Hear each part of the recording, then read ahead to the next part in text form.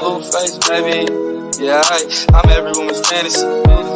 Mama always told me I was gonna break hearts. I guess her fault, stupid. Don't be mad at me, I wanna see you bust down.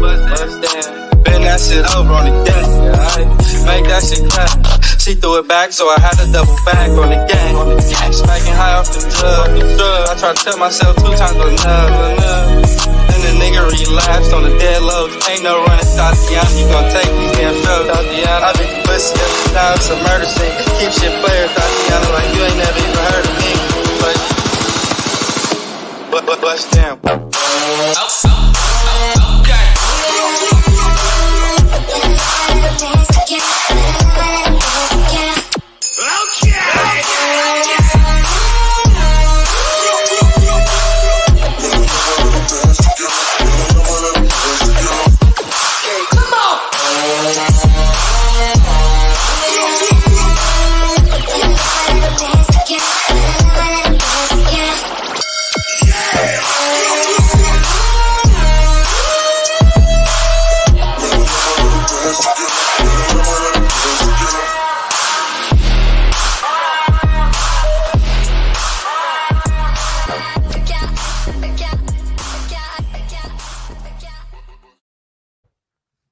Unfiltered Reptiles Podcast, episode 47, non-cap mode. The fuck?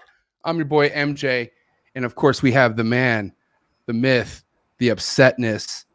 What is that background? Even Kush. Oh, shit, my bad, yo. It's been a while. I had last week off and shit, you feel me? And I just wasn't ready. There we go. A little fresh. There you go. Boom. What's up, Kush? Oh, just... life, man. I'll be what I do sometimes. I wonder when the day's gonna come where you're just like, and I know that it's just not you as a person. You're not like you're happy, but you're not cheesy happy. You know what I mean? But I wonder if that ever is gonna be a time where things are going so perfect on your end where you just can't help but to be cheesy happy. I think someday it's gonna happen. I think after this year. I invite it. Huh? I invited. That would be cool. Yeah. You want to know what else is cool and what the real deal is? That's at www.coldbloodedcafe.com. Freshest and bestest delivered to your doorstep. Professionally packed to the brim. To your doorstep. $30 flat rate shipping. Shout out to the team. Shout out to everyone who works over at Cold Blooded Cafe. Shout out to Steven. Steven does a lot. He's the man. Sim Containers, shout out to John, shout out to Alex over at Sim Containers, man. I'm telling you right now, you got eggs, put them inside of a Sim box. The proof is inside the Sim box. You'll know exactly what we're talking about if you get your hands on side of a Sim container. Check them out. Shout out to Stephen Ashley, Focus Cube Habitats, the future of enclosures now here. Super sick. I got something really big in the works with them. Really excited to get that over here. Shipping's very expensive. It is what it is. Fuck, baby. Fucking shipping, baby. Fucking expensive as fuck, baby. Fuck. Hey, dude, can you believe? Okay, dude, TikTok fucking banned or suspended White Claw Gabe after he just hit 300K. Why? Poor guy, bro. Because apparently he stole the name from apparently someone's accusing him from stealing that name from another TikTok account, so that was valid, and they just fucking boom shut it down, man. But shout out to the homie White Claw Gabe, man. He's very inspirational. But yeah, man, shipping's no joke when it comes to shipping enclosures right now. I think that's just all around, right? You're pretty familiar with shipping. What's going on with shipping? Could you say this year, Steven? It's going up. It's expensive, isn't it? It's expensive, and there's a lot more things being shipped than there have been historically. Because with COVID, a lot of businesses had to go online, either exclusively or partially that weren't before. And we got UPS, we got FedEx, we got USPS, we got Amazon. That's about it. So those, we have like 4 entities that are moving most of this stuff, and as it goes, when demand goes up, so does the price. So, and we can't do shit about it because what else are you gonna do? Drive it yourself?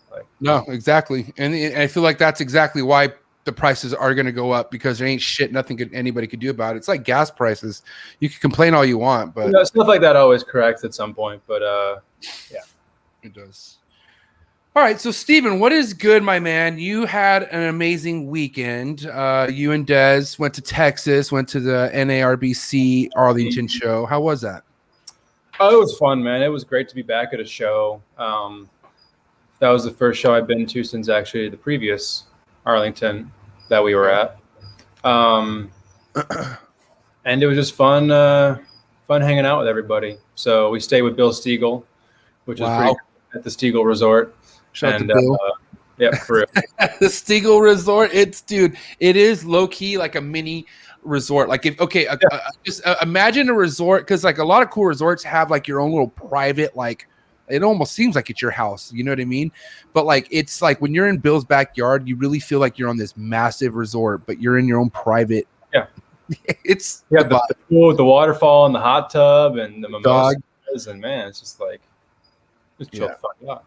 The hospitality, man. That's what it comes down to. Kim and Bill just know how to take care of their guests, and they go far and beyond. So, a little jealous. I'm not gonna lie. You know, I also had I had a great weekend. I was, my wife's birthday. We got a lot of do a bunch of cool stuff and eat cool stuff. But at the end of the day, I didn't go to Bill's place. I did not go to Patrick's place. You got to kick with Patrick, right?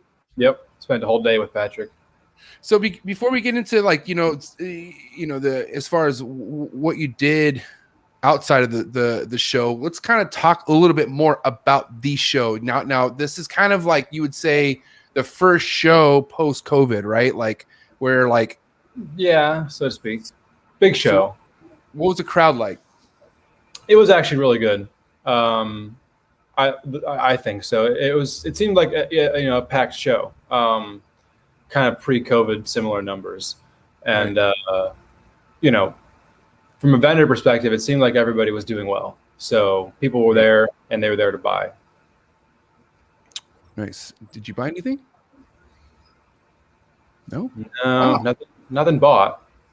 Wow. That's weird. Okay, but hold on. I'm going to dig a little deeper here. Maybe you didn't buy anything there, but did you buy something or what's going on?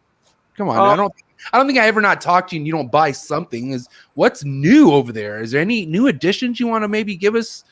Kind of like, I don't know. I'm guessing. I have no clue. I mean, I don't fucking know. So. I mean, we may have picked some stuff up there that was planned ahead of time. Whoa. All right. Huh? I said, all right. So, it fits in with our collection. So TBD, to be determined. We'll find out eventually at some point, right? We'll see.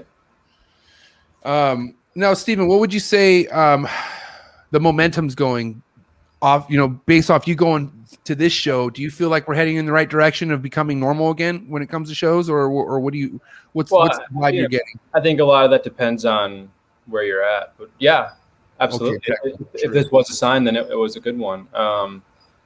A lot of people showed up. A lot of people were hanging out after the fact. I think the U.S. ARC auction did a record number for Arlington, which is pretty great. That always really kind of that sets the tone for like what the show is actually like, how well the auction does. Right. So that was great.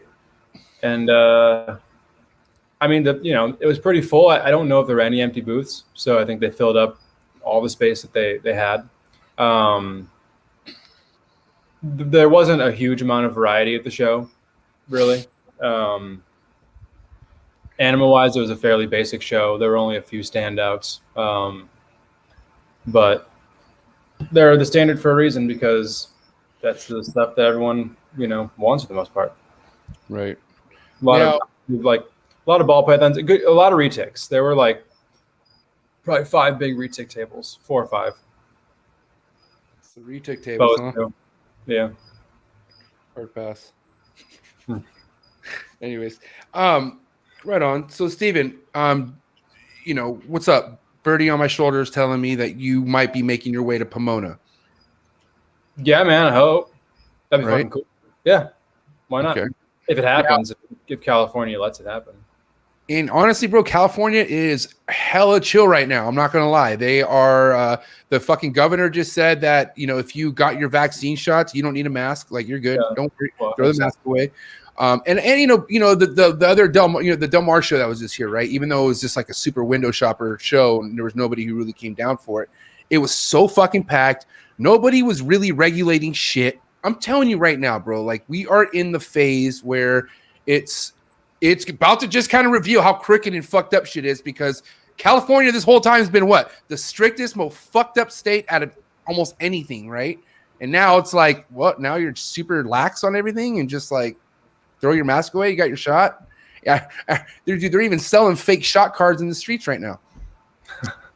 It's heavy. You know what I mean? That's pretty great. But I think Pomona's going to be sick as fuck. So whoever out there is on the fence, I can tell you right now, there's already been a California show down here, down south. And, unless something fucked up randomly happens within the next, few weeks or like over, more than a few weeks, it's in July 10th. So July 10th, Pomona. But man, I'm telling you, it's going to go down. Kush is going to be present. Kush in the flesh. If you have not met Kush, he's so tall and he's so knowledgeable. He's an amazing guy. But I can't wait. It's going to be sick as fuck. Kush needs a vacation. True. I just had one, though, so I can't complain. Okay, before we get off the topic of shows and whatnot, Daytona. So Daytona's a confirmed show you're going to as well, right? Always, yeah.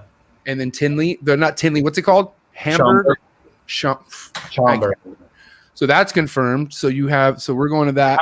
For right now, Illinois is, along the same lines of California. So, you son of a bitch! It better not. I already bought my tickets, so I'm already fucking.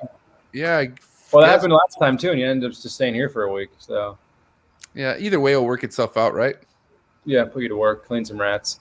No, I'm not going to there. Come on, bro. I'm there to do content strictly. And I'll do your quarantine room. Actually, hold on. No, I won't touch your quarantine room because those snakes are out of the quarantine room. So what's in your quarantine? What is your quarantine room now? Right now there's a bunch of pythons in there that are waiting for us to finish modifying that cabin so that we can bring all of them in there. We have a big old bag full of fish head nido tests over there that we're going to run on them before they go over. But no point in doing it until the room is ready. Running the tests. So, I hear you. So we got that in there, and then shit. Right now, that's all. But that will not be the case in a few days. Hey, the comments are jumping off. Can we say hi to people real quick? I feel like we skipped people. I want to say shout out to the homie Benny. What's up, Benny? Reptile Keep in the building. What is good? And then this gentleman will line you up very proper. But actually, though, Jay, look at this shit, man. Oh, come on. Come fucking hook him up, Jay. Hey, look at this shit. Come on, Jay. Hook him up, man. It was 80 degrees yesterday. That's why he looks like he's hurting. Hook the guy up, Jay. Big homie Mike, what's up? 1776 Exotics. Nathaniel Daughtry, what up, bro? Oh, what do you know? Fuck. AA, what is good? We already got a celebrity appearance. The homie AA.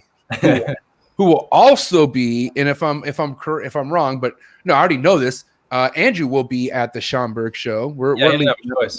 Yep, he's going to Schaumburg, and he's going to Pomona. I'm like, doesn't matter. Just fucking get here. Hey, and dude, tell this fool he's coming to Pomona. He's coming to Pomona show too. He has to come. Yeah. Andrew's coming to Pomona. Listen, Pomona's gonna be cracking. You're gonna be able to meet Andrew Acevedo too, another guy who's sick as fuck. I'm telling you, this is gonna be amazing. Cornet Constrictors, what is good? My homegirl Mindy Boyer, what's up, Mindy? How you doing? I'm still waiting for my package. We'll talk later. Tim, what is good? We got Norway in the building. I know, Tim, you're from Norway, right? I'm pretty sure. Big homie Norway. Netherlands in the comment, but Netherlands, Norway. Sorry. Rainy Day Reptiles, what is good? Got Canada up in the building. Excite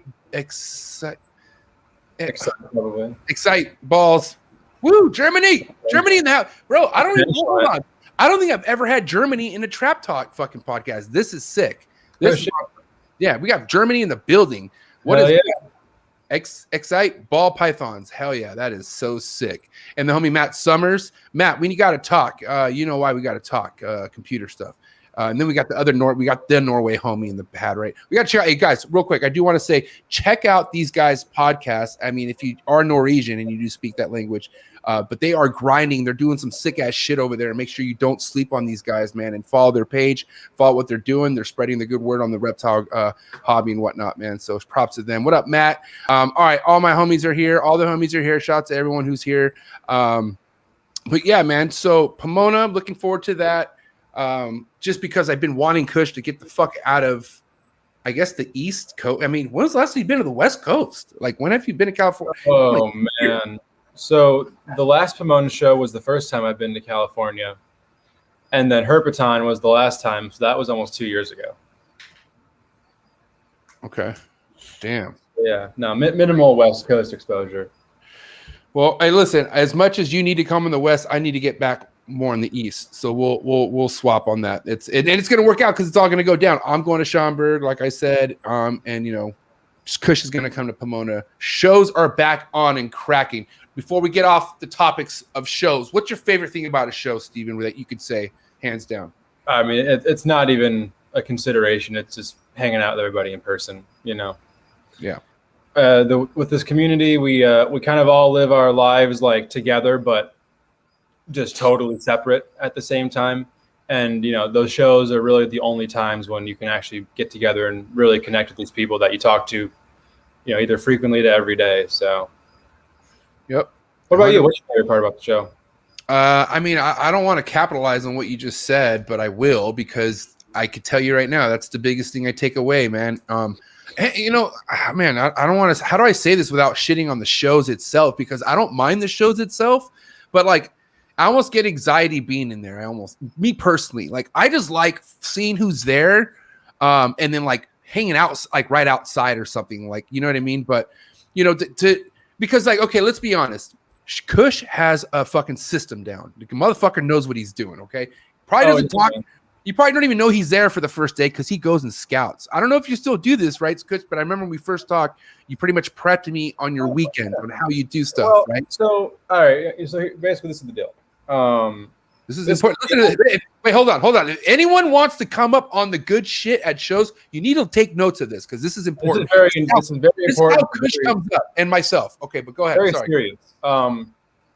There is a formula for how to do a show. You know, you can do shows many different ways, but there's only one way to truly do it correctly. If you have the ability to get a VIP pass or a vendor pass, get in on Friday. Friday, 3 to 4 p.m. arrival. That's late enough to where enough people are set up where it's still early enough where you'll see shit before it's gone. And not too late where you won't have enough time because typically setups end by 7. So you get there a little early, scope some shit out, you know, you get that animal that doesn't really make it to Saturday, you know, it gets picked off on Friday before anyone gets to actually see it. But then of course, not everybody sets up on Friday. So the true most important time is Saturday between 9 and 10. Between 8 and 9, a lot of the vendors, they're still, you know, they're waking up. They went a little too hard on a Friday night for their own good. They didn't leave Saturday to Saturday. Too many of them. And they're already hungover. So, you know, they're starting off their weekend on a great note. You're starting off your weekend on an even better note because you have a plan and you're going to execute it. So you get there between 8:45 and 9. Gives it enough time for the vendors to actually get there. If you want to be there at 8 when it opens, fine. You know, more power to you, but you're probably going to see all the same shit you saw the night before. Right. And then between 9 and 10, what you very methodically but quickly scan every table in the show. And you either, if there's something you're looking for in particular, nice use of that mute button. But if there's something in particular you're looking for, if you see it, you got to buy it on site. You got no choice in the matter because, you know, wait for that next round. That thing could very well be gone. So first round, if you need to buy something, throw the cash down, throw your card, just buy it. But if it's like hey, this could be cool, take a picture of it. Take a picture of where it is or whatever, you know, just know that that's there. And then do your entire first round around the show, getting either your animals or your pictures. Once you're there, you go back and you look at all the pictures and you prioritize based on what you're looking at, what you're going to buy. And then once you figure out your game plan, you go back and you buy those animals or that animal or whatever it is. And then once you've done your initial round of buying, then you go back through and very carefully fine-toothed comb look at every single animal in the show that you would have any interest with. Like for me, my fine-toothed comb lap through, and this is going to sound offensive, it's not, but this is just me, doesn't include ball python tables. Any table that has something that's not a ball python, that's where like I'm going to do the fine-toothed combs second round through on the Saturday. Unfortunately, though, at this point, if you're really doing it right, you get both rounds done before 10. And then at 10, you go and have breakfast because you can't move for the first 2 hours. Man, do you need help? Should I call Lily? I can't hear you. This is pothead shit. Let me just cough. You usually don't cough as long. Good. Bro, listen, I know what I'm doing. I don't doubt that. I've listened to these steps multiple times. I have them written on a fucking board right here. Okay. I'm listening to everything. Okay. I'm trying to catch my breath. Okay. I'm listening. Don't mind me. So, you know what I mean? Anyway. Good. Yeah. So you do your two first laps, and the goal is to finish this before 10 o'clock when the doors open to the general public. At that point, you leave and you have breakfast, and you try to return between 11:30 and noon. At that point, the real heavy rush is over, and you can do your third pass through the show. Maybe look at those tables that you wouldn't have looked at in round 1 or 2, and at that point, and then just enjoy your weekend after that. But up until that point is likely about 1-2 o'clock on Saturday. Up until that point, it's not fun. It's work. I mean, you are there with a task, so don't take it lightly, or you're gonna miss that animal. Yeah, you're gonna miss that Moluccan scrub python that wasn't labeled under another deli cup before its first shot out of the egg.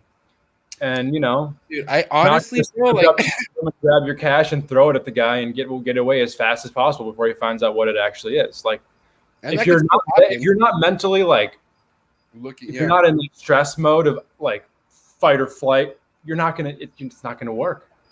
You can't be calm at a show up until like 1 or 2 p.m. on Saturday. From then on, it's all business. No, that's all fun then. No, yeah, but the first day, that Friday, that it's so important to realize what's there. The first moment you step your foot in there. Friday between 4 and 7 p.m. and Saturday between, let's even say 8:30 and 10 a.m. Those are the most important times of a show, and that is work. You are not there to have fun. You're there to work. All right, go ahead and share your biggest pickup, aka come up at a show. Some of us probably might know it, but let's you know what I'm referring to, what you just talked about, but kind of give more detail. Like, walk us through that scenario real quick, if you don't mind, because this story makes me sick. I'll tell you that right now. So I was just looking through you always find the gems on those importer flipper tables, where something snuck in the shipment that was mislabeled or whatever, and they may not know what it is. They're just in the business of moving animals. There was a little area of scrub pythons that were like Marukis. They were all mislabeled, wild-caught babies. But it never fazed me. And I was looking at them. They were like double stacked.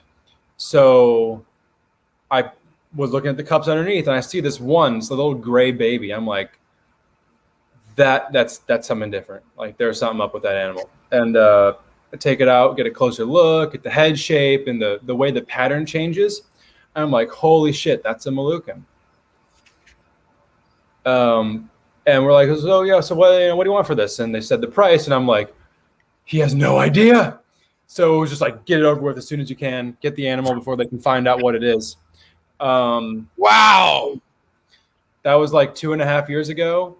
And nowadays those animals go for 8 times what I paid for it. 8 times. Jesus Christ. And then that thing is so fire too. My God. I mean, it is so gold. It has a fucking beautiful dorsal stripe. I mean, honestly, the animal right now, I'd say is probably worth over $4,000. So return on investment there is pretty damn good. That's what happens when you use the show formula and you don't fuck around. It's cool to fuck off, but after you do your homework. No, yeah. That's why you go there to fuck off, but you got, like anything in life, you're not going to eat your dessert after you eat your vegetables. You got to eat those vegetables first, man. Yeah. So. Right. 100%. Now, okay, let's talk on the other side of things at a show. And not to be all Debbie Downer about it and stuff, but like let's be honest that nowadays, I mean, what's up with the pricing on certain species? Like what's like, I just feel like things are fluctuating, and then people are excited about it just because of the price. And I know you want to touch on this, so let's kind of like talk about this. We're kind of a very nice, smooth transition into topic number 2. So, I feel like a lot of people have seen particularly the last like month or so, prices on imported reptiles that were historically relatively inexpensive are just through the fucking roof. And apparently they're selling because they are. It's crazy. So I think there's a couple reasons for this. I think one, I think there's a trend slowly towards keeping rare species. So, somebody who has the typical ball pythons, corn snake, leopard gecko, crested gecko, blue tongue skink, tegus, like, the normal pet reptiles are starting to kind of gain an interest in some other things, which is great. That needs to happen. But a lot of the times I think it's all for the wrong reasons. The scenario to define this phenomenon is with the Boelen's pythons. How they were always expensive. They were always up there, but they were never really given the limelight that they were until one particular place started working with them relatively heavily and promoting them, and then themselves started selling wild-caught babies as captive bred, captive born, whatever you want to say, for a lot of money.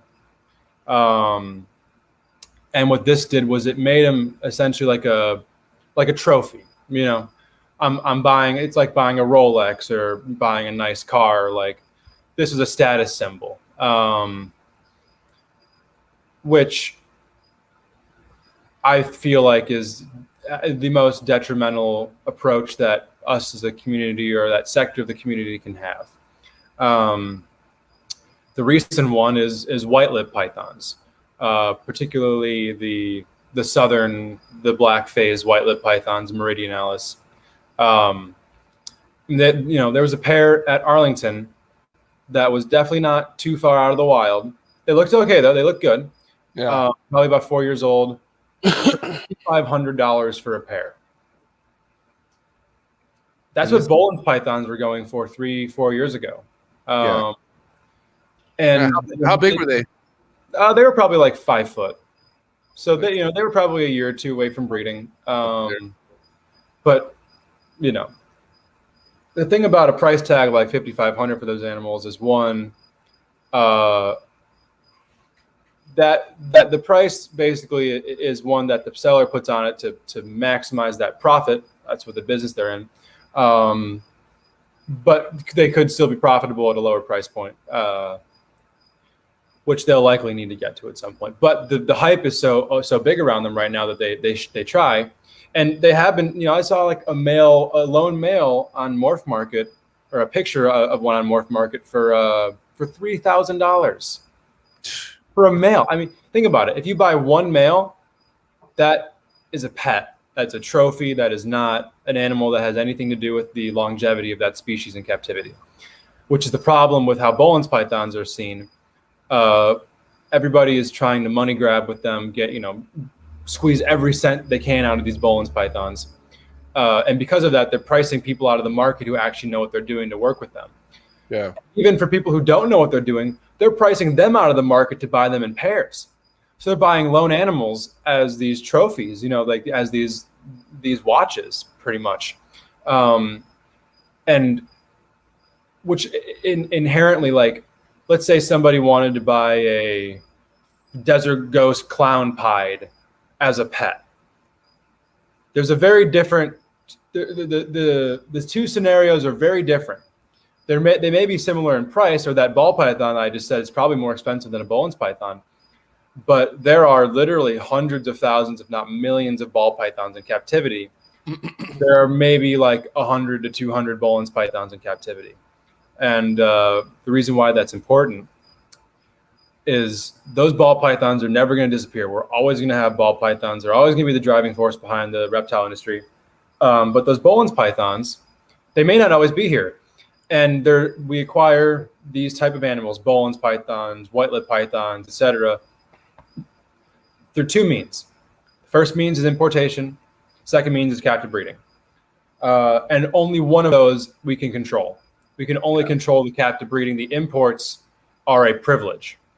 And not enough people see imported reptiles as a privilege. They see it as kind of that garbage over there, or as just a given. That's like the other side of reptiles, or the imports. But do you think that's kind of slowly starting to change, though? Or you think it's going the other way around, where it's more like, oh, look at the trash over there? Well, no. So that's kind of like where I'm getting at is how we should see these imports. So where was I going with that before you cut me off? What was I talking about? It was we're talking about. Oh, okay, yeah. So it's thank bad. God. Day. So the reason right now why these prices are so high is because last year, I mean, imports went down like 95%. Most of that had to do with COVID, because for one, there wasn't as much international trade of anything, and also these collectors they couldn't travel to get to their collection sites because of COVID travel restrictions. Just a very basic regular life reason why they couldn't get to these animals. Literally couldn't even get to them.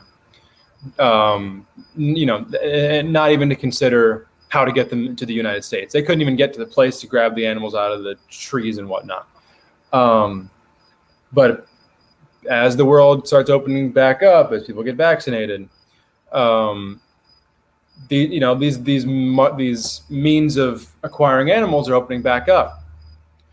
There's a reason why there weren't just like 4 white-lipped pythons. There was a first round, and then a second round, and a third round, and like you see them at 2, 3 places. Now they're at 10 places. Now they're 20 places, and every day they just get more and more expensive.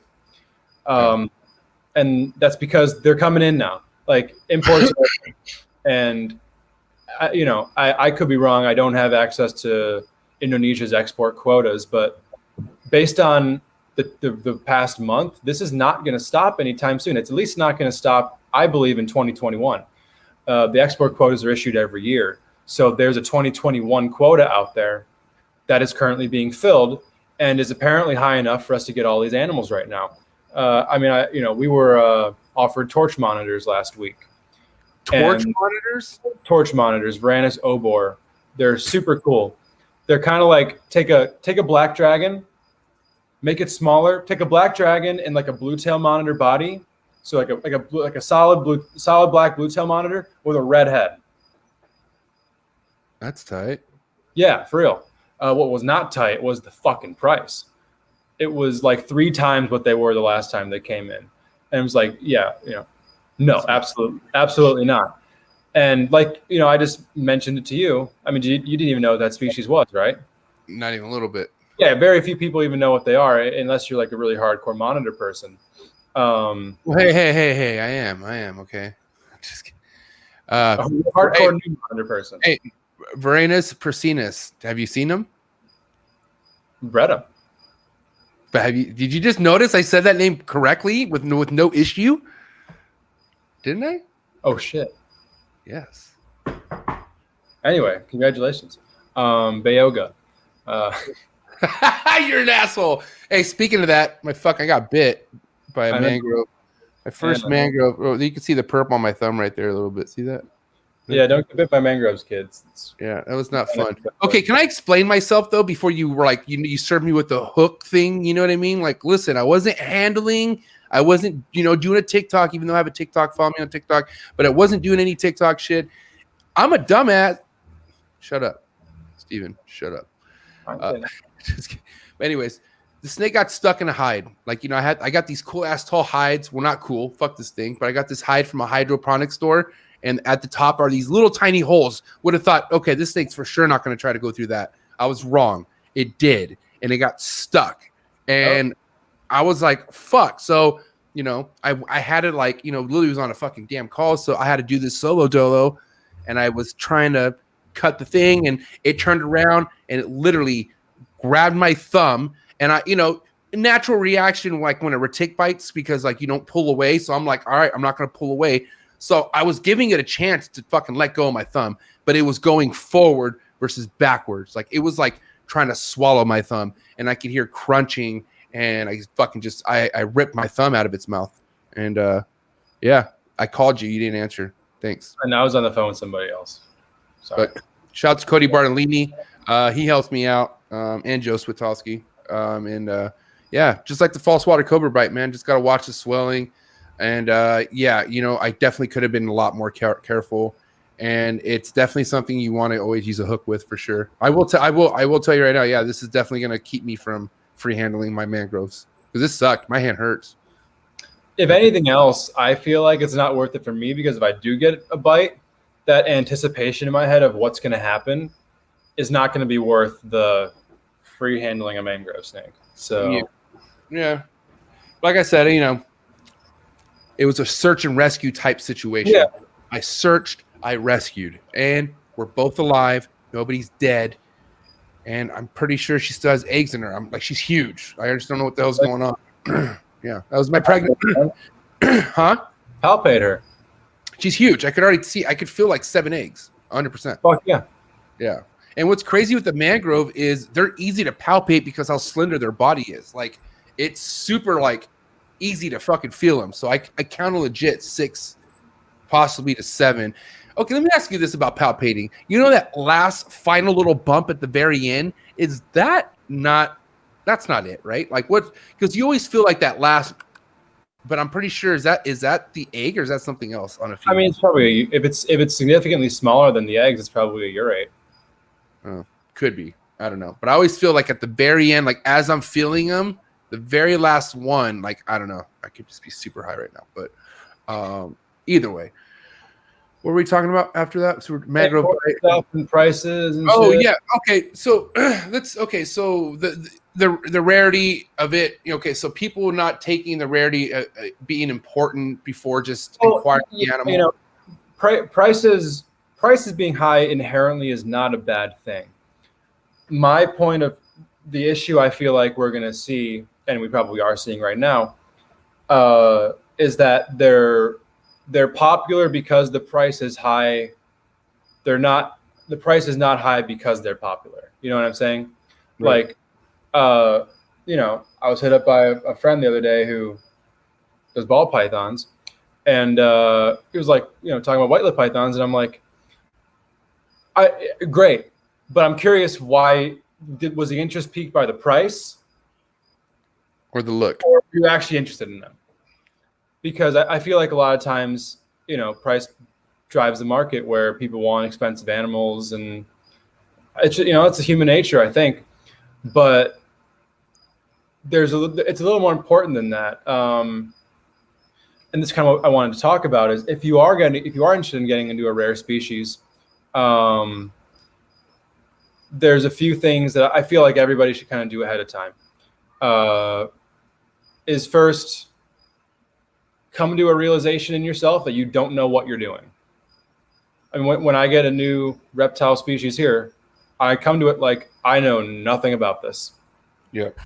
And then before, I'm interested in it. So what am I going to do? I'm not going to just go buy an animal and see what happens. I'm going to look into it. I'm going to, Google it, watch any YouTube videos that are out there, join a Facebook group, find a breeder or a collector that's working with them, shoot him a direct message. Hey, I really admire your work with such and such species. You mind if I ask you a few questions about it? And, first of all, figure out if this is even a species that's going to fit how you keep.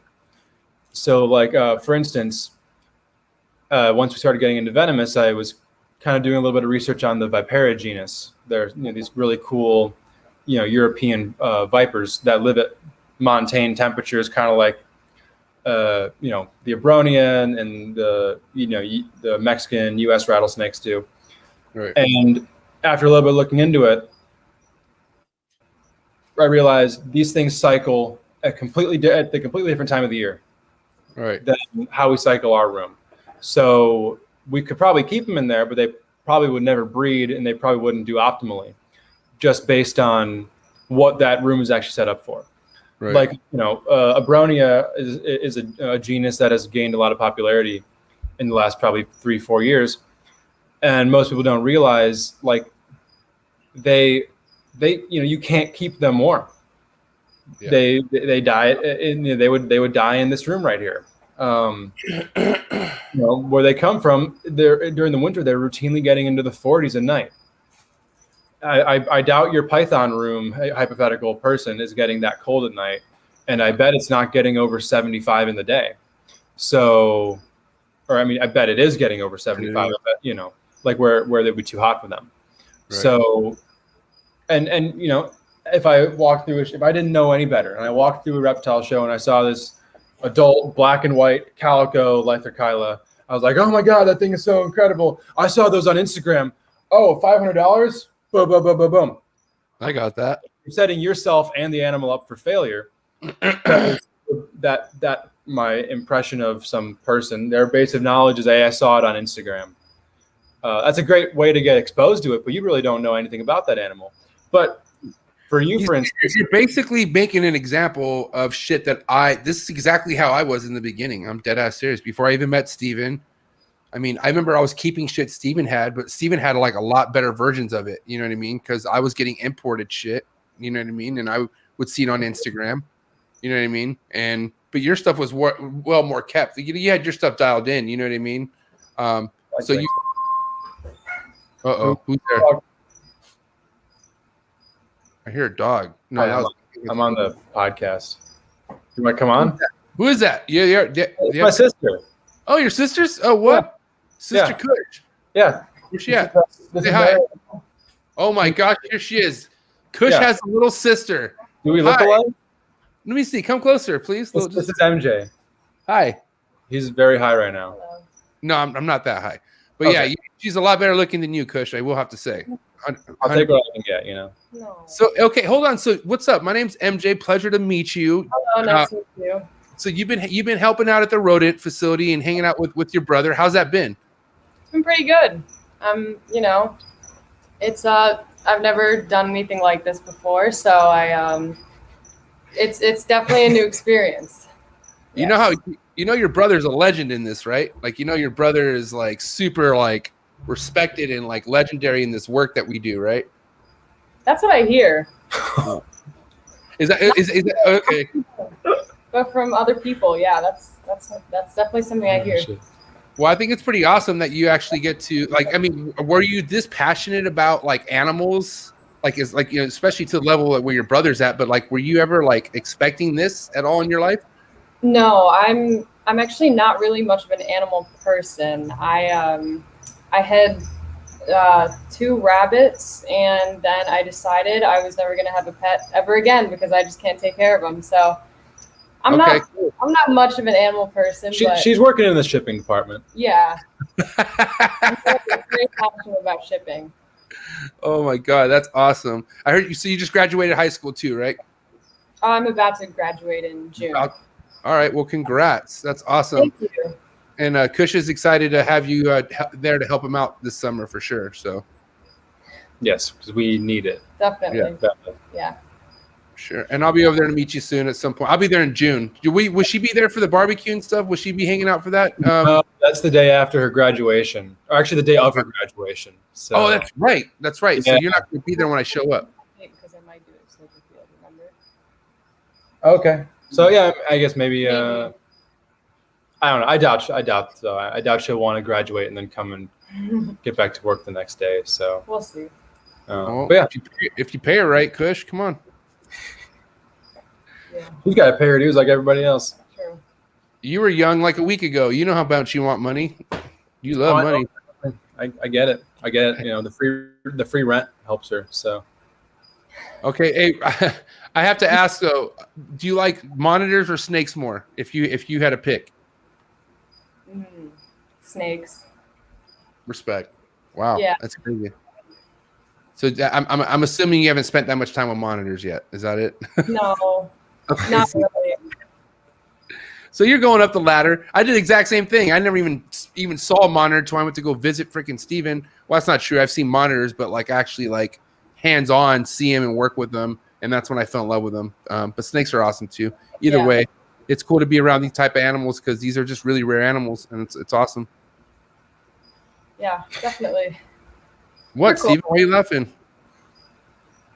I would have never thought I was gonna have your sister on the podcast right now. This is crazy. I didn't think so I either. didn't either. This is very spontaneous. Yeah. This is legendary. I think this is hella legendary. So what else? What else you want to talk about? Yeah. I actually gotta head out. Okay. Well, she has to head out. So Oh, Nice to meet dang. you. there was All the right, camp. peace out. Cool. Your sister. That's tight. Little sis in the building. You know, I kind of expected that we may have somebody pop in, but honestly, I wasn't really expecting her. So She's tall too, huh? She's pretty tall like you, huh? she's like, I think 5'8". Respect. That's cool. Yeah. Nice. Well, that was like a nice little celebrity appearance right there, a little family appearance. Exactly. All right, so back to the topic, right? Because I want to go back to the because if it's one thing that I wasn't too keen on or knowledgeable on was the Abronia. Like I've after Forrest, obviously hanging out with Steven and going to see your guys' stuff, I've obviously become a lot more fond of Abronia, and I don't mind searching for it, but I've been finding some Abronia in my area, and is it something where you see a brony or like, oh shit, let me just buy that. I'm gonna buy that right now. Like, you know what I mean? Because it's not as simple as that, right? Personally, what excites me is when I see people having litters, seeing babies, because those are really the animals that are going to be the foundation and continuance of Abronia in captivity. And I can't comment on the origin of these animals really, because I don't know situation to situation, but it's one of those things where it's a project that requires a lot of patience, based on there just not being a whole lot of knowledge out there about them so far, because they've been studied in depth from a scientific perspective, but like captive reproduction, husbandry is still very much in its infancy, to where there are people who are doing it, but I don't know if anybody could say they have like a recipe and it is down yet. So any litters that are born are extremely important. Like these baby Arita that we just had here, we're likely going to try to send most of these out to different places that that already have an Abronia collection, or have a Montaigne set up, something where they would do well, and continue the focus on reproduction of the ones that we can say for a fact were born in captivity because they were born in front of our eyes. So that's just my take on it. I think there's enough Abronia floating around captively where enough unrelated lineages can be established, and to where those captive bred animals, I'm not going to say can fulfill the market, can do a much better job than they are right now. Right. A lot of people want Abronia, and for good reason. Abronia are pretty sweet, man. I got like another celebrity guest appearance right now. Put him on speakerphone. Hit him up. He's going to call in. Going to talk to Patrick Holmes. Just put him on speaker. Don't ask him. Put him on speaker. Put him on speaker. All right, so here we go. Special guest number 2, Patrick Holmes. Patrick Holmes. Hey! It's so funny you call. It's so funny. It's so funny you call, Patrick, because you're actually on the thumbnail of this episode, and here you are calling. What's up? What's up? Who else is on? Just me, you, and Steven. Okay. Yeah, what's going? What's good? I am dropping off a chondro at FedEx right now, and I was getting ready to call Steven about the stuff that I'm sending him tomorrow. Oh shit! You just spelt some beans. All right. I have no idea what you're talking about. I'm only spilling beans if I tell you what's in there. But what I will say is that the container that I'm probably going to have to go pick up tomorrow is something that I can sleep inside of. What are you getting? I'm so confused. Oh my god! Man, you have to be here in June. Stay tuned. Exactly. Fuck yeah! Well, that sounds interesting. I can't wait to see what the hell goes on there. Well, that's awesome. Good shit, Patrick. Yeah, I got the 38-gallon one, and it's not going to cut it if I'm going to put everybody in insulated boxes. So I think I'm going to have to take it back and go get the 55-gallon box. Shit. Damn, more room the merrier. Hell yeah, dog. So is that flight booked? I know we're like on the podcast just talking business and shit, but that's why I'm calling. No, we still need to book it, but we still got time, so I'll try to work on that once we're off.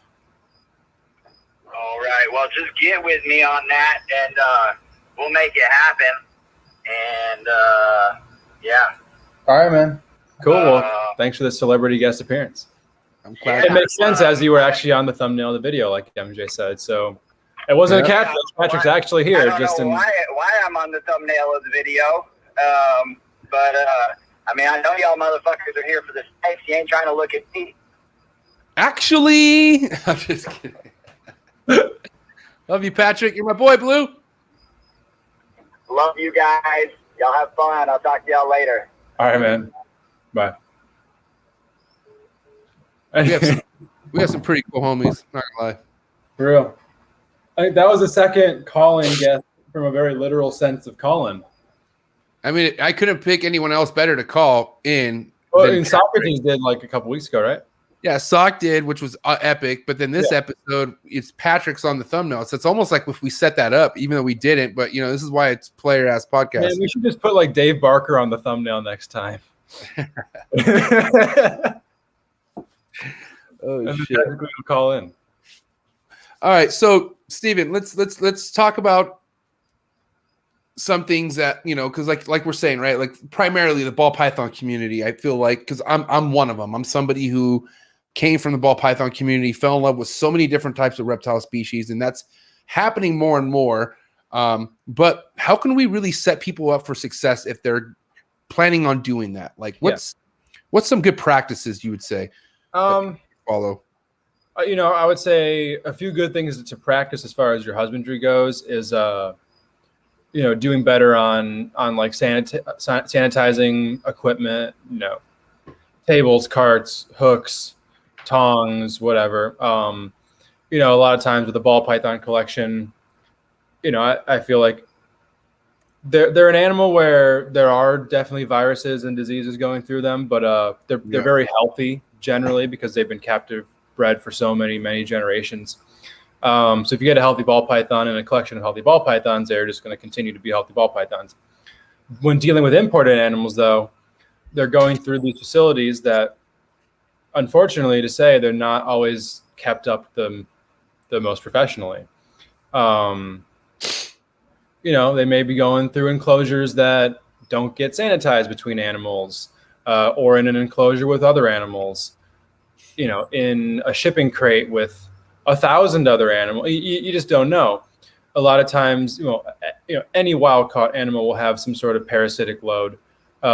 Sometimes keep going. Transition into captivity, will suppress the immune system and give those parasites the ability to, reproduce at a greater rate than they were before. So you may have to treat for internal parasites dealing with imported animals, you expect to get free mites with your animal. That's not really a commentary on anybody in particular who deals with import animals, either from a importation or a selling perspective. They're just, mites are everywhere, and they're, especially at these places where they're not running through cases and cases of prevenamide or even like bulk permethrin spray every week. Like, they are in the business of moving animals. But we as the consumer are then in the business, so to speak, of doing what's best for these animals once they're here. We don't have necessarily as much power to change how they get here. We have the power to change what happens to them once they're here. So, treating for external parasites right away, possibly needing to soak an animal upon arrival to hydrate it after there's a chance it was without water for a week plus. I was simply just going to advise that I don't know who we had on, but it was somebody that suggested that you just act like the animal's already fucked up. Like, just act like it is already sick. Like, treat it as is, like treat it like it already has mites, type of thing. Like, take care of all that. Yeah. You know what I mean? Take care of all that stuff right off the bat. Doing it preventatively, really can never hurt. One thing I will say, it may not always be the best idea to hit a fresh import with the parasite treatment, internal parasite treatment, that is, because if they're not eating yet, they're not metabolizing prey. That treatment could occasionally do more harm than good in destroying the gut flora of that animal.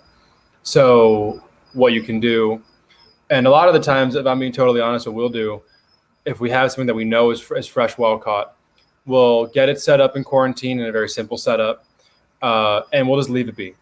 Like you said, it is what it is. It's an imported animal that its chances of survival are inherently lower than a captive bred. Its chances of having issues from a parasitic perspective are higher than a captive bred animal. From a viral perspective, a lot of the times the risk is greatly diminished because they're not coming from these collections where diseases like nidovirus, inclusion body disease, paramyxovirus, whatever, are prominent. A great way to, other than testing, of course, and a great way to get a nidovirus-free green tree python is to buy an import. Because nidovirus is a captivity issue, it's not a wild issue. So, wow.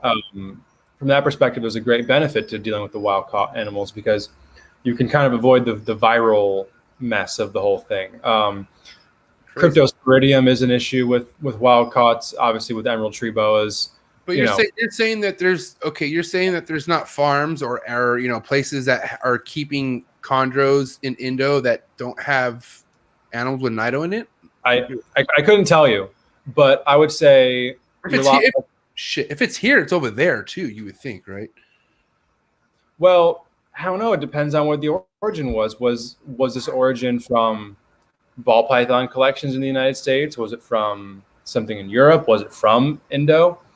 I don't think it would be possible to trace that back, but who knows? I do know of people who have purchased imported green tree pythons who have popped positive for nidovirus, but as a generality, it's a lot less common. So, and also it's important, that's important to diversify bloodlines.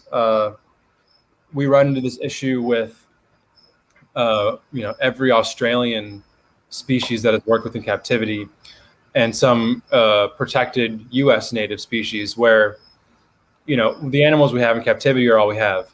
So the genetics will inherently bottleneck as unrelated genetics are no longer coming into the picture, which is what these imports are very important for, is with an established species, that import could be incredibly beneficial for genetic diversity purposes.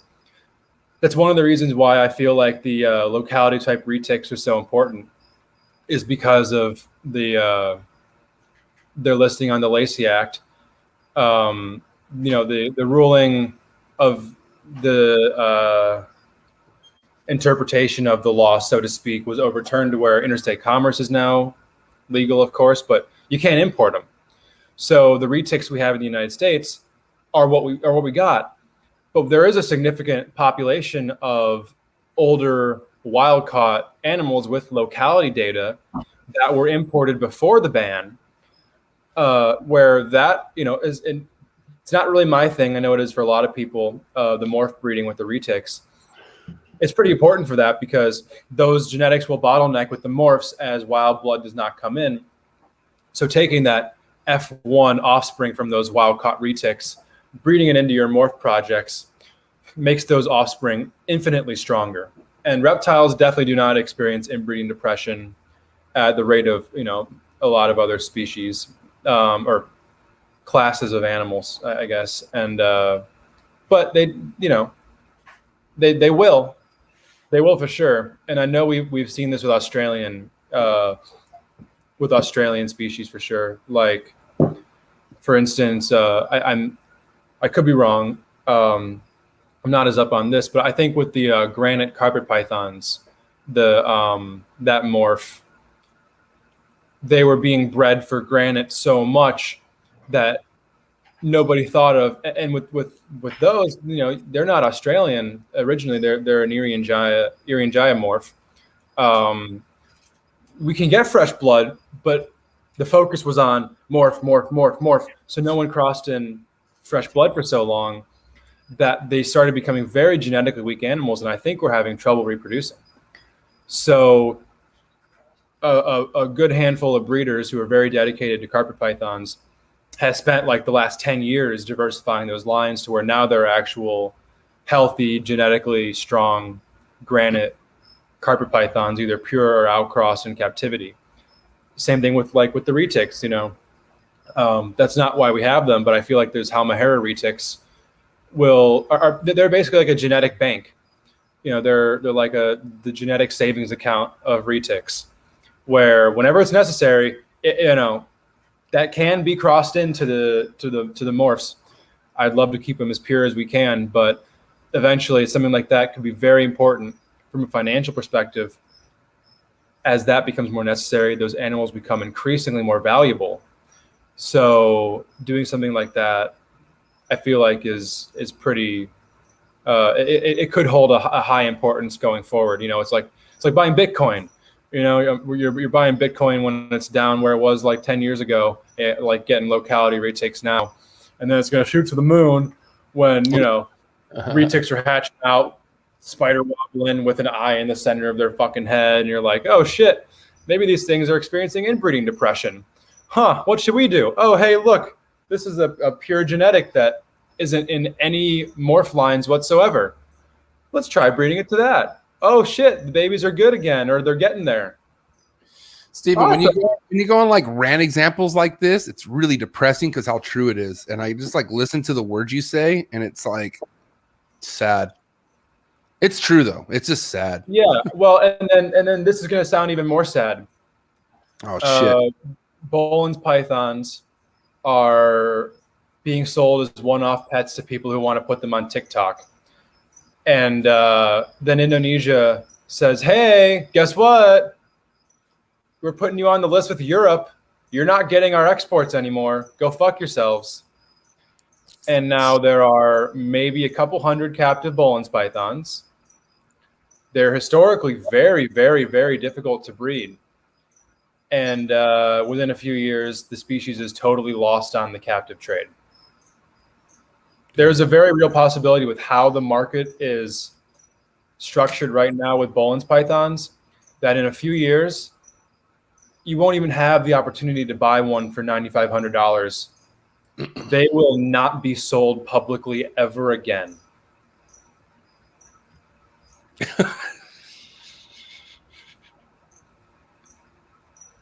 Sorry.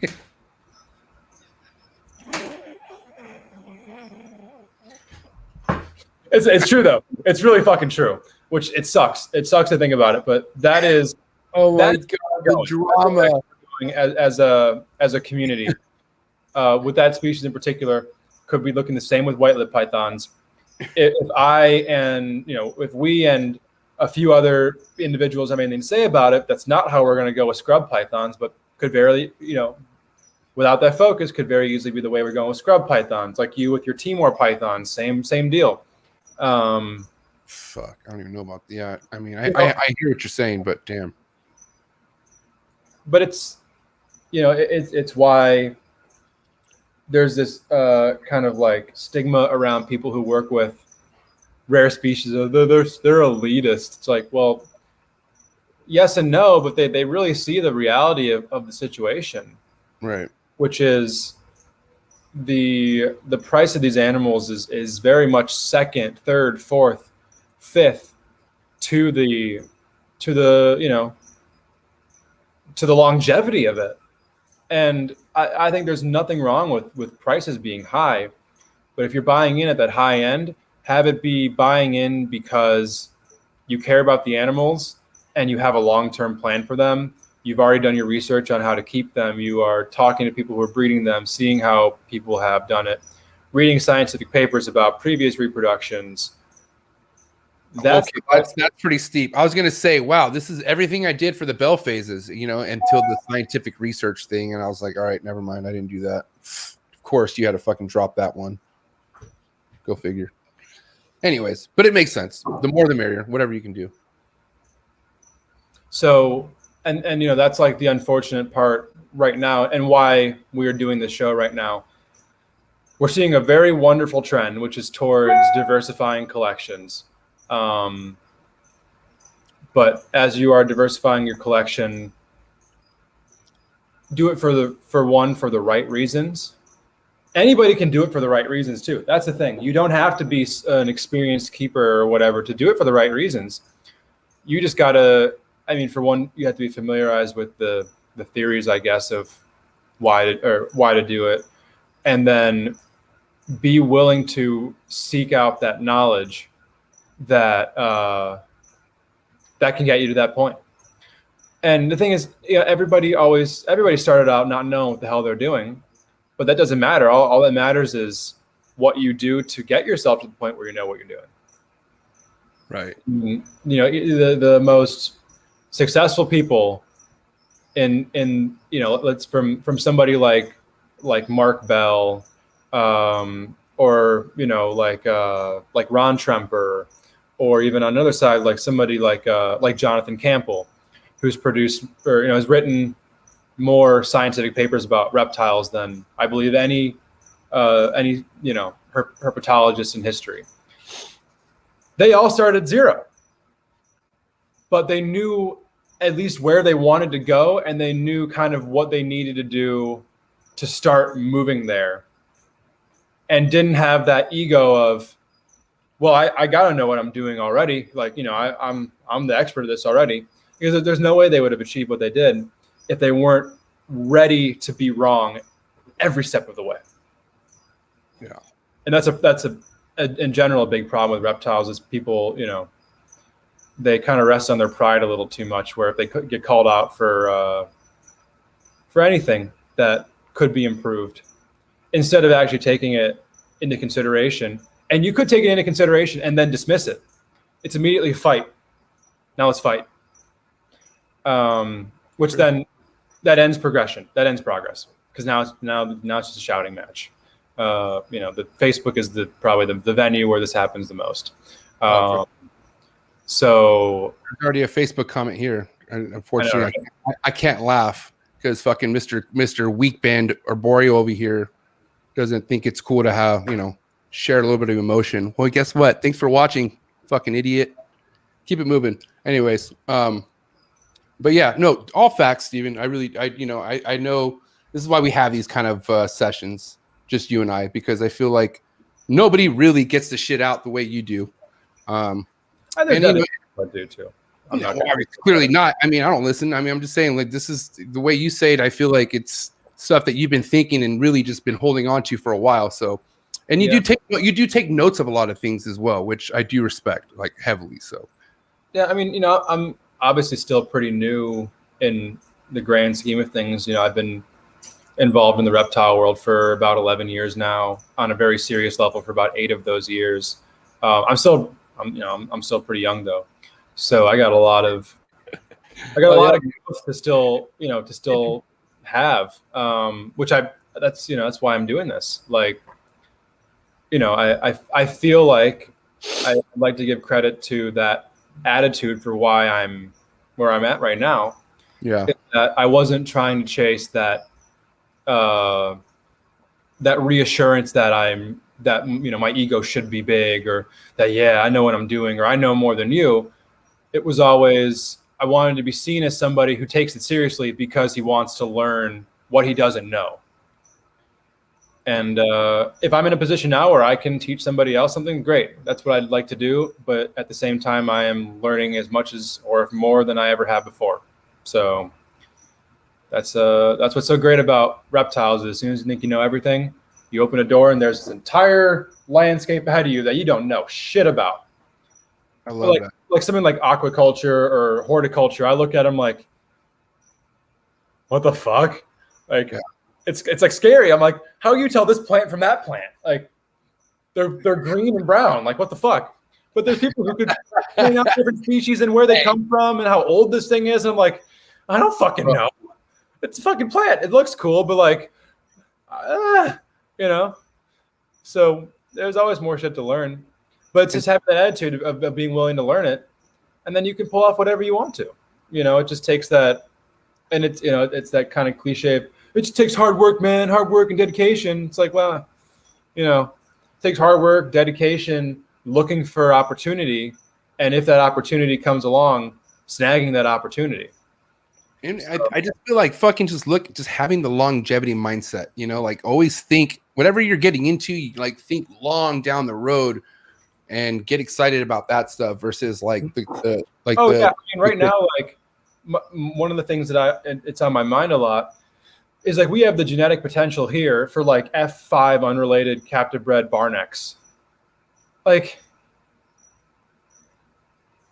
that, I mean, for one, that's like a holy shit kind of thing of, this is even a possibility in the first place. Like, there's been enough breeding done already to where, with keeping the right animals and keeping the right track of the lineage, you could create unrelated F5s.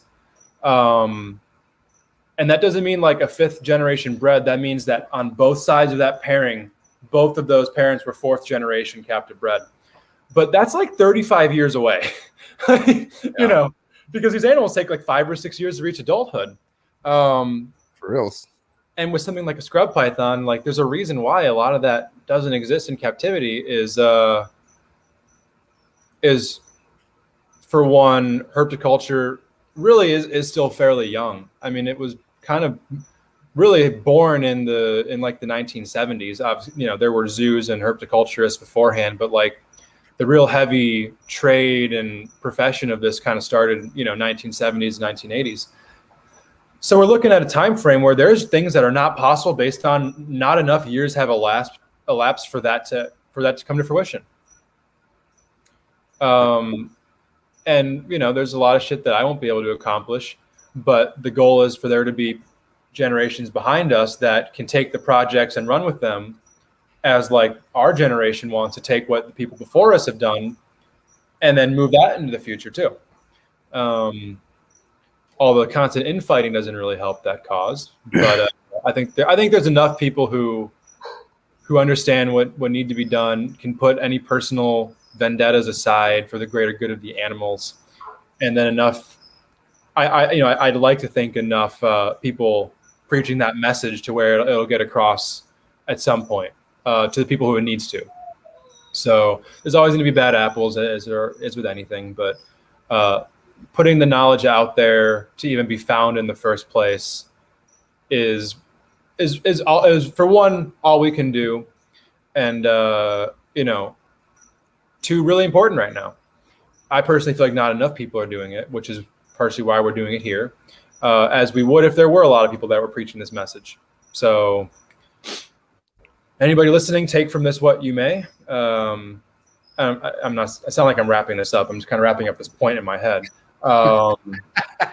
Take from this what you may. Oh shit! I better not laugh. Fuck, my bad.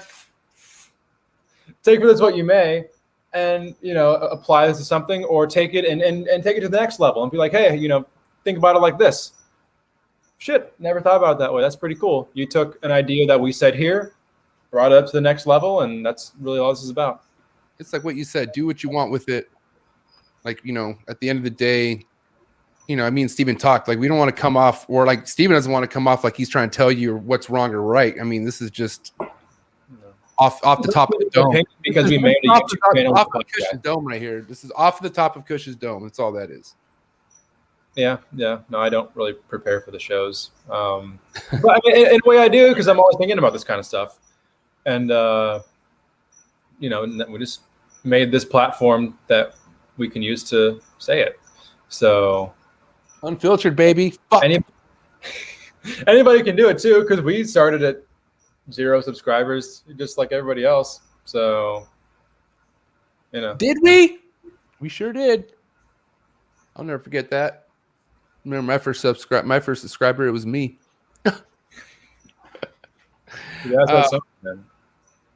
Okay, so Steven, let me ask you about this. Somebody has money, right? Like for instance, like I don't want to keep using ball pythons as ball python breeder as an example, but let's be honest, a lot of ball python breeders have money. The ones who are involved, right? So they got the money and they do good breeding ball pythons, and they find another species that they're really passionate about, like legitimately passionate about, but they want to consider buying a group of them and stuff like that. Like, what's your advice for somebody who has already something that's going good for them, and then they want to add something else into the equation that's a completely different species? I think there's a couple approaches to it, but truly, I don't think there's a huge difference from that newbie getting into that new species, because this person may not be new to breeding reptiles or the hobby or whatever, but they're new to this species X that they want a group of. They definitely have more experience because they have bred reptiles with breeding ball pythons, and it's a very good basis of knowledge to apply to everything else in snakes, even though it's not always the exact same. In a lot of cases, it is quite different. But that year-long cycle progression from getting this thing from 0 to fertile eggs on the ground, it's a process, and having that under your belt to some degree helps with anything else. I would just hope that this ball python breeder X who wants a group of whatever does the same thing that we were telling everybody about. If you're a new person or even experienced person but not experienced with this particular species you want, is just seek out that knowledge, find somebody who's attempting to breed them or successfully breeding them, and just ask questions and just make your intentions clear. Don't, not like try to tire kick them and stuff like that, but be like, hey, I'm just looking for information. Anybody who's truly passionate about the species they're working with will answer those questions all day. I'm not be the best at getting back to questions quickly, but I like to think that if somebody like, hey, scrub pythons, hey, tree monitors, hey, abronia, like that, I will willingly share that knowledge because it's what we need to do, and I enjoy doing it too. So from that perspective, that person has a great opportunity based on their history and possible financial situation to have an impact on that species by breeding them successfully. Another thing to where, multiple considerations. One is, will you be bringing something into your collection that could jeopardize the health of the animals that are already producing for you? At that point, do you build a separate building for your other project? Like, for instance, Justin Kabelka has that room of odds and ends, Europlatus, geckos, bolins, pythons, whatever. It's like separate from the ball python operation, like those are the passion projects that, they hope to breed, but like they're not paying the bills. The ball pythons are, that's the business. Like the room I'm in. This is the dream. Exactly. Yeah, you got the trap and you got the studio. It's not a studio. This is it. This is well, it's not a designer room quite yet either because the designer's in quarantine. But this is the arboreal room. Yeah, it's completely separate from all the ball pythons and shit for sure. And we have the rat barn and then the reptile rooms. And you have other rooms. I don't know what you're talking about. Like bathrooms and stuff to use a restroom. Yep. We have that porta potty outside that's very lovely and great in the winter. Oh my god. We have an indoor bathroom too. Don't worry, everybody. Dude, okay. I know we were talking about pricing earlier, but let me ask you something. If we're talking about a species that's rarely worked with, or somebody, or let's just talk about a species that is popular, and then you're working with that species, you get that species to breed, and you're the one, right? You're the one doing really good with that species, and you do what you want with that pricing, but like, should you care? Like, I mean, how do I explain this, or how do I bring this across? But what I'm trying to say is, how would it matter if you price something if somebody's not really working with it? Like, why would it matter what you priced at when nobody else is making it? Like, regardless how low or how high it is. Yeah, I mean, there's two sides of that. There's the it's just economics, where supply and demand, stuff's gonna be more expensive, but then the whole pricing people out of the market. That's the other side of things too. I would say the best use of those animals would be trading bloodlines with another breeder. Where, I'll send you a pair, you send me a pair. Great.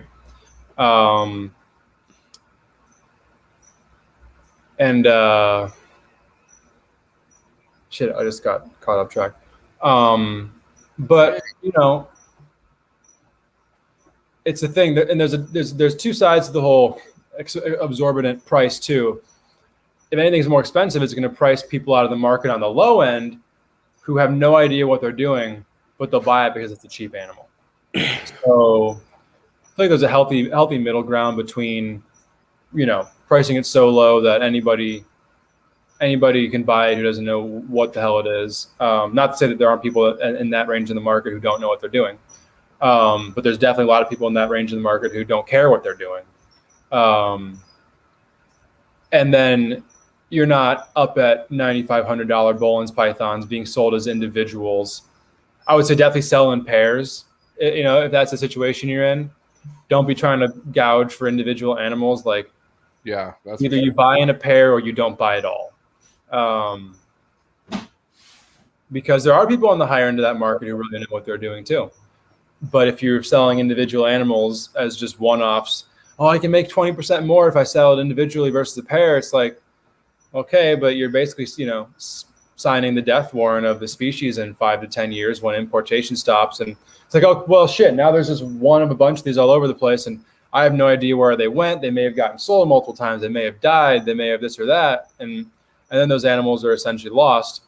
Where if they're sold as a pair to somebody who knows what they're doing, you can be like, in a year, hey, how are those doing? Oh, pictures. Yeah, they're doing great. And this is the setup. And, and anybody can be that person too. Like we were saying earlier, anybody can be that person who knows what they're doing and is willing to pony up for that pair of a rare species that they have a plan. Like, all right, I'm buying these now as neonates. In 5 years, I'm breeding them. This is how I'm going to prepare these 5 years up to then. And that's how these things continue to exist in captivity. Day by day. That's all us players can do. Day by day. What else do you want to talk about? What else do you want to talk about, Steven? Do you have anything on your mind? Breeding wise or anything like that? I did want to pick your brain about something. Okay. Now when it comes to like, females being gravid and stuff like that, right? Yes. I guess we could just use ball pythons as an example because that's what I'm using. But if a female's pregnant, right? Like for instance, I know with chondros, once a female ovulate, pregnant, my bad, gravid, whatever the fuck, shut up. But if a female chondro is gravid, right? Once the ovulation happens, the male typically, for the most part, from what I've seen, doesn't want nothing to do with the female. He completely just dips. Breeding is done at that point. Now, is that the same with ball pythons, or does the male just continue to keep? That's the way that reptilian ovulation works is different than human ovulation, or mammalian ovulation, to where the follicles with like a mammal will start growing post ovulation. With the reptile, they'll grow before the ovulation, and then once they're at that certain size, boom, ovulation. The follicles either get fertilized or they don't, and then the gravidity starts to where now now obviously there's no need for that male anymore because the ovulation has occurred. If the ova were fertilized, that's done, and if they weren't, that is also done. To where then those are what slugs are. So that's once you see that ovulation. The male is riding free home. He's getting to eat rats and shit in the corner of his tub from now on until he's not on to the next girl. That too, yeah. And I think one thing a lot of people put way too much stake into is females being on or off of food. I think a lot of people. We were talking about that earlier. Remember, people get discouraged, like, "Oh man, my female's still eating. She must not be. That don't matter. One must not be gravid, yeah. But must not be on her way. I think last year when we bred those barneck scrubs, the female refused one meal before her ovulation. Yeah. One meal. She was eating up until then. Yeah. Both of the females still are now, and but I'm luckily I've gotten pretty good at palpating snakes. And they have giant fucking follicles in there. But think about it. They need calories to feed those follicles. Yeah. They need enough to develop those ova while not eating so much to where all they're doing is digesting. All of their energy is just going to digesting. So yeah, I mean, if your snakes are still actively mating, if you're seeing locks, the female's still eating, just keep breeding them. What if you're okay? Sorry, Steven, but what I'm seeing is I'm seeing a glowing ass GHI leopard. I'm talking about she's glowing. She's not on the hot side. She's still on the cold side, laying all flat and weird, and the male's still locking her. And I've missed her ovulation before, so I'm not surprised if I missed it again. You know what I mean? She hasn't ovulated yet, of course. Okay, so that's what I'm saying. If those locks are still going down, then there has not been. If they're locking, she has not ovulated yet. Yeah. She will want nothing to do with that male once but it's so to speak. But it's also good that there is still locks going down, and if she's off food, that's still good, right? Oh yeah, absolutely. But locks going down and her on food is not necessarily a bad sign. Right. Either or. Yeah. It really just depends. Locks are happening. You're at least moving in the right direction. You may not get eggs, but you're at least in the right direction.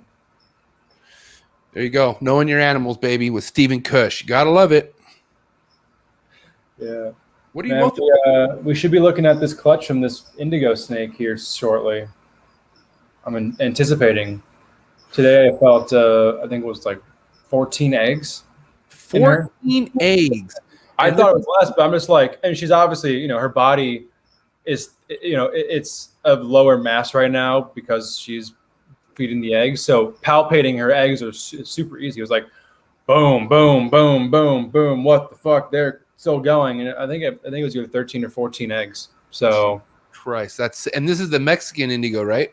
Yeah, Rubidus. Yep. Rubidus. Damn. Go Reptech. So we'll see. Time will tell. Drop some more beans for us real quick. So you have that's on the way. I know people are out there wondering what's the scrub season looking like this year. I don't want to like jinx it or whatever, but I think we're getting 2 clutches at least. A possible 3rd secret clutch. But the barneck from last year is doing everything she should be, and our big Maruki female is a little further along, but in the same boat. So, they're massive. They have big follicles. And one thing that scrub pythons, is great about them. Ball pythons have the glow before they go. Scrub pythons have the darkest shit before they go. So as they approach their ovulation, the females, like, their color starts going really dark. And they're both pretty dark right now, which for me is a very good sign. So it's the reverse effect. It's the darker. Yeah, it's like the reverse of ball pythons. Yeah. Damn, too bad I missed on my magic clutch. I was really, come on, that was okay. That is weird for a snake to shed 3 times after a fucking meal, Steven. Come on, it's weird. I've never seen that. Come on, don't act like that happens. Let's be real. Honestly, we have so many snakes, I couldn't tell you. If there's one that's shedding frequently, I'll realize, but like. But you know what? I do think you're right about how they retain that food for a while too. Like, they really can hold on to that for a while. And I do think, obviously with that, they grow. And I do feel like a little bit of stress. Sometimes when there's stress could cause sheds too. Yeah. From what I've seen. But either way, she ate. Illness, a bad shed, a few things can cause multiple sheds. She ate. Most importantly, she's eaten. She's not gravid. Next year, we'll see. I need a male. We're not going to talk about what male. But we already to sex all of these things because there's got to be one somewhere around here. This summer, Steven, what's good with anyone looking to do some internship? Are you guys accepting anybody, or how does that work? If somebody really wants to maybe get hands-on experience, wanting to work with different species that maybe you guys keep, could they maybe reach out to you guys, or is there going to be something like where you invite people in? And we were definitely going to put something up at Tinley, kind of advertising that, but that's the thing, if anybody out there is really passionate enough about this, so to speak, and you have drive and dedication, well, if we like you and if we think you're a good person, we'll take you on board. And in an internship situation, you're gonna, the expectation will be you're working. You're probably not getting paid if you're just doing reptiles. We can work something out with rodents too, where make some money. But this is a collection that I'm not trying to blow smoke up our own asses, but I legitimately sweated my ass off in that quarantine room for over 2.5 hours, and I would have easily done it again for free. No problem at all. It was that fucking amazing. Just taking, I got a lot of animals. I'm telling you, it was something that I'm not gonna lie. I didn't want to leave that week. I wanted another week of it at least. So, but our collection, I think it rivals and is probably better than most zoo collections in the United States. And the only prerequisite to work here is just to drive. So if you think you have what it takes, fuck it, hit us up. Come out, see the place, talk about it, and we'll take it on like a case by case type of basis. But what if Andrew Acevedo's listening right now? Do you have a message for him? Anything you want to say to Andrew? It doesn't matter if you're flying or driving to Schaumburg. Just make it happen. And sex the snake. We have scrubs to sex, bro. Knock it out. A lot of shit to do. Let's go. And I think we will do an in-person Unfiltered Reptiles podcast too, for sure, which would be sick. We'll be all of us will be in present with each other, and who knows? You never know who else will be around, but that's going to be a sick ass time. You got a wrap up topic. Excuse me. You have a wrap up topic before we dip out. Do you? I think we covered it all, man. Man. Dude, so I've been talking to Ryan Young pretty closely, and he's mentoring me during this project, and he's telling me that prelay shed 30 days after that, typical like ball pythons. And May 4th, may the 4th be with us. May the 4th be with the trap. But May 4th is the day 30 mark, and it's weird, man. I'm not gonna lie. Not weird, but she's in the hide. Like her hide is perfectly like She has all her moss and shit. She's in there, but she'll go back and forth. Like she'll have, I'll see a day where I don't see her, and then I'll see a day where she's hanging out on top. My chillest white lip by far, but now she's a bitch. Like anytime I open up the tub, she just snaps, and I'm like, oh shit. Which she used to be real chill before, you know what I mean? So I'm looking forward to it, man. Honestly, I'm excited. Every week I feed, I just put a rat in there just to make sure she's not going to eat. But she's not eating. This bitch is grabbing. I'm telling you right now. I am fucking taking all the money to the bank on this. She has eggs in her, and she is laying a clutch. Biak locality, pure Biak locality white lip pythons coming from the trap, not for sale. I don't even know what's fertile. I don't even know what's fertile. Nothing's even here yet. Andrew's probably over there laughing like, this motherfucker, you don't even got eggs yet. Andrew's like, you could even show Andrew eggs, and he's still not impressed. He's like, oh, no, it has to come out. There's nothing. Show him babies, man. He's like, have you fed them yet? Are they eating? It's like, well, fuck you, Andrew. Fuck, dude. He's such a downer. But but then once you finally accomplish all his downing, all his doubts, then he's like, he gives you props. But at the end of the day, you can't blame the guy. He's had a lot of What? Tear you down to build you back up, Yeah, but he's been through a lot. You've been through a lot. Oh yeah. I've been through a lot. Fuck, I got bit by a Bell's phase and a mangrove in one day. It was great. Although the Bell's phase wasn't shit. Hold on. I will say, I did want to bring this up. Dude, I got a weird stingy sensation after I got bit by the Bell's phase. It was weird. Like, it was like kind of like almost like it was stingy, bro. It was weird. Do they have anything in their saliva or anything like that? Or do they have every monitor is venomous scientifically. Heavy. Good to know. So, because it was weird. It was like rashy. You can still kind of see it. Not really. That happened to me with an Ackie monitor. Little teeth. Yeah, little baby Ackie grabbed my wrist or something, I don't know, something. I think my thumb. And after I got it off, like, it got like a little rash around it. And I'm like, huh. Yeah. What if that's the effect of the venom? Yeah. So. And you think I'm going to be okay since there's no more swelling? Like, you think my thumb's going to be fine, right? I've been looking at mangrove bites, and there's some nasty ones online. But I think I'll be all right.